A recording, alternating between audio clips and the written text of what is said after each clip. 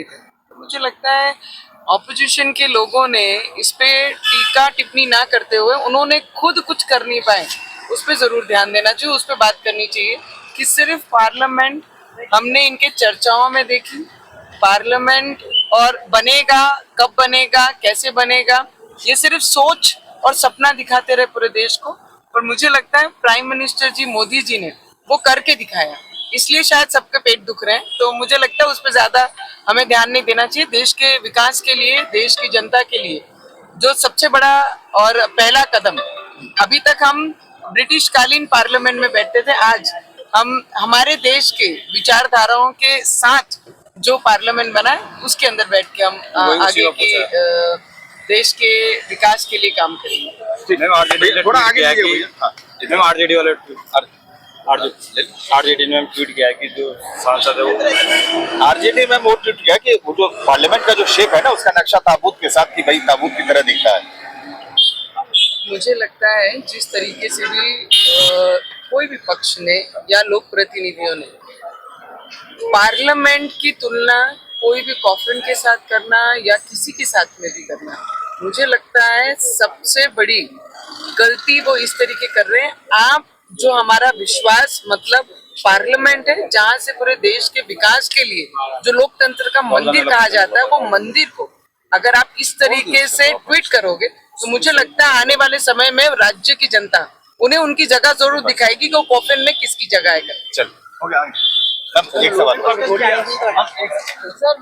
खूबसूरत तस्वीर लोकतंत्र की दिखती है। सर मैं आपको इतना ही बोल सकती हूँ, हम लोगों को ये पार्लियामेंट का गर्व है, हम लोगों को इस पार्लियामेंट से एक नई ऊर्जा और अपने देश के प्रति जो प्रेम है उसका प्रतीक हमें ये पार्लियामेंट दिखाई देता है। हम कोई पार्टी या कोई पक्ष या कोई व्यक्ति को सपोर्ट करने ये पार्लियामेंट में नहीं आ रहे, हम देश के लोगों की, जरूरतमंदों की, बेरोजगारों की, जिनके पास घर नहीं, उन लोगों के प्रश्नों का ये मंदिर है। और मुझे लगता है मंदिर में आने के लिए कोई बॉयकॉट ये शब्द हो ही नहीं सकता है। मुझे लगता है अगर आज वो सच में ऑपोजिशन के लोक प्रतिनिधि थे, लोगों के प्रश्नों के लिए लड़ने वाले लोक प्रतिनिधि थे, तो आज वो ये सदन में जरूर आते थे। वो पार्टी के लिए लड़ रहे, ना कि वो जनता के लिए और देश के हित में। मैम राहुल गांधी कर रहे हैं, ऐसा लग ही नहीं रहा है कि देश के नए संसद का उद्घाटन हो रहा है, ऐसा लग रहा है पीएम का राज्याभिषेक हो रहा है। मुझे इतना जरूर मैं बता सकती हूँ कि पीएम के हर शब्द में सिर्फ हिंदुस्तान की जनता, उनका विकास, महिलाओं का सम्मान, बेरोजगारों का बारे में जो चिंता, और जो मजदूर दिन रात करके पार्लियामेंट को बनाया उनका उल्लेख, वो 60,000 मजदूरों के बारे में इतने बड़े उद्घाटन के समारोह में उनका उल्लेख करना, बेरोजगारों को, बेघरों को घर कितने दिए उसके बारे में बात करना, और देश के विकास के बारे में, तो हमारे लिए तो चेतना ही है, हमारे लिए पॉजिटिविटी है कि हम जैसे जब पार्लियामेंट में आते हैं तो वो बहुत सारी ऊर्जा लेके आते हैं। और प्राइम मिनिस्टर जी और बिरला साहब और स्पीकर के शब्दों में, हर शब्द में ये दिखाई दिया है कि देश की उन्नति, देश की विकास ये किस तरीके से हमें करना चाहिए।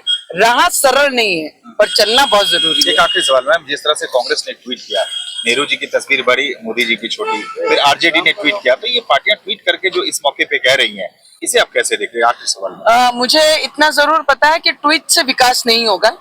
आज तक ये ऑपोजिशन के लोग जो सोच नहीं पाए वो हमारे मोदी जी ने कर दिखाया है।